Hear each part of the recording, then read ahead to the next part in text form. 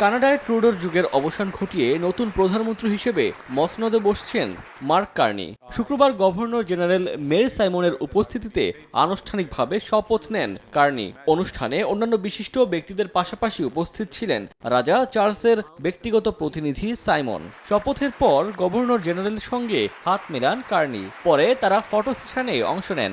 এরপর প্রধানমন্ত্রীর দায়িত্ব নেয়ার আনুষ্ঠানিকতা সম্পন্ন করতে গুরুত্বপূর্ণ নথিতে স্বাক্ষর করেন তিনি। কার্নির নতুন মন্ত্রিসভায় আন্তর্জাতিক বাণিজ্য ও আন্তঃসরকার সম্পর্ক বিষয়ক মন্ত্রী হিসেবে নিয়োগ পেয়েছেন ডমিনিক লেব্লাঙ্ক।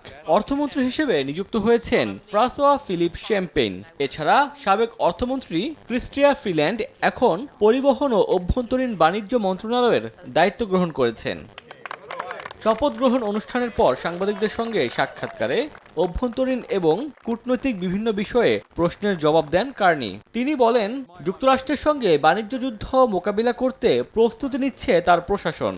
কানাডা যুক্তরাষ্ট্র সম্পর্ক নিয়ে প্রশ্ন করা হলে নতুন প্রধানমন্ত্রী বলেন, কানাডা কোনোভাবে যুক্তরাষ্ট্রের অংশ হবে না।